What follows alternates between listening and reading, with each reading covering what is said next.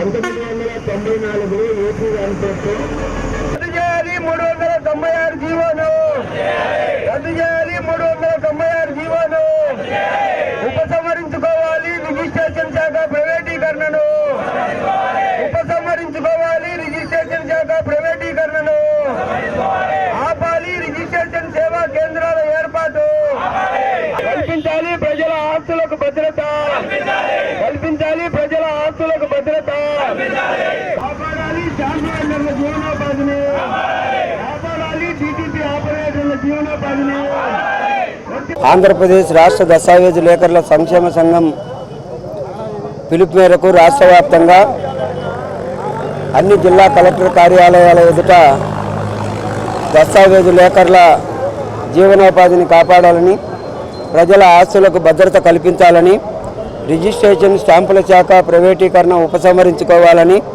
Registration సేవా కేంద్రాల ఏర్పాటు ఉపసంహరించుకోవాలని డిమాండ్ చేస్తూ ధర్నా కార్యక్రమాన్ని చేపట్టడం జరిగింది.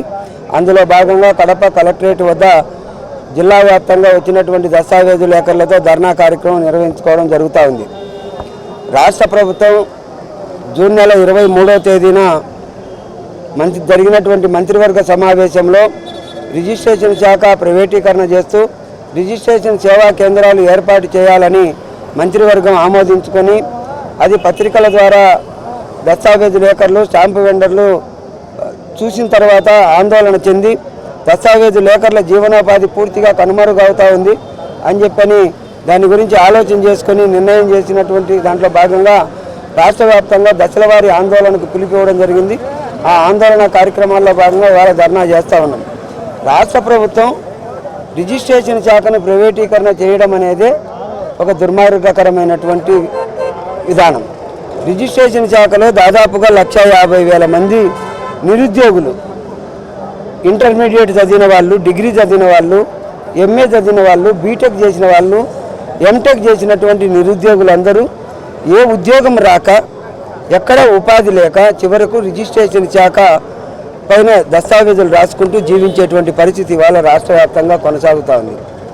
చంద్రబాబు నాయుడు గతంలోనే రిజిస్ట్రేషన్ శాఖ పైన ఓ సీతకన్ను వేసినటువంటి పరిస్థితి. 1995లోనే రిజిస్ట్రేషన్ శాఖ ప్రైవేటీకరణ చేస్తూ ఫార్మాట్ సిస్టాన్ని తీసుకురావడం జరిగింది. దాన్ని దస్తావేజు లేఖరుల సంఘం వ్యతిరేకించి పోరాటం చేసి దాన్ని విజయం సాధించుకోవడం జరిగింది. అట్లాగే 2000లో దస్తావేజు లేఖరుల లైసెన్సులు పునరుద్ధరించకుండా లైసెన్సులు రెన్యువల్ చేయకుండా నిలిపివేయడం జరిగింది.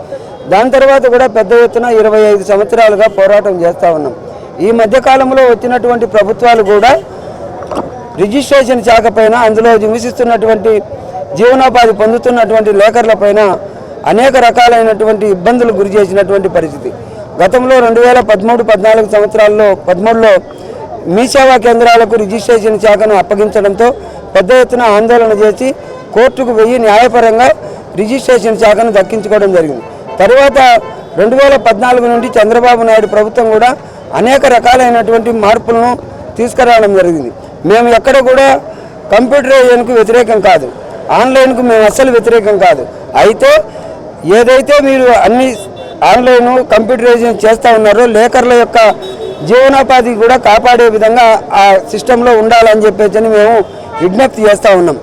ఇప్పుడు మీరు రిజిస్ట్రేషన్ శాఖ కేంద్రాలన్నింటినీ ఏర్పాటు చేసి మీరే దస్తావేజులు ప్రింట్ చేసి మీరే చలానాలు కట్టుకొని రిజిస్ట్రేషన్ శాఖకు చెల్లించేటువంటి స్టాంపు డ్యూటీ ఫీజులకు పోను అదనంగా ప్రైవేట్ వాడికి ప్రతి దస్తావేజుకు 2,000 రూపాయలు చెల్లించాలని ప్రభుత్వం నిర్ణయం చేయడం ఇది దోపిడీ కాదా అని చెప్పేసి మేము అడుగుతా ఉన్నాం.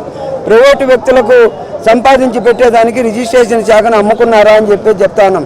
దాదాపుగా 13,500 కోట్లు ఆదాయం వచ్చేటువంటి రిజిస్ట్రేషన్ శాఖను అమ్ముకోవడం అనేది మీరు చేస్తున్నటువంటి అతి పెద్ద తప్పిదం అని చెప్పేసి మేము తెలియజేస్తూ ఉన్నాం.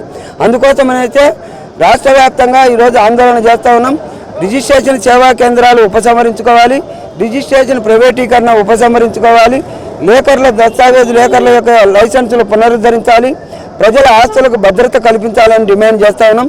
లేకపోతే రేపు 19వ తేదీ జరిగేటువంటి విజయవాడలో జరిగేటువంటి మీటింగ్లో భవిష్యత్తు ఉద్యమ కార్యాచరణ మరింత ఉధృతంగా ఉండే విధంగా నిర్ణయాలు చేసుకోబోతాను. రాష్ట్ర ప్రభుత్వం ఇప్పటికైనా ఆలోచన చేసి 396 జీవోను రద్దు చేయాలని చెప్పేసి డిమాండ్ చేస్తూ ఉన్నాం.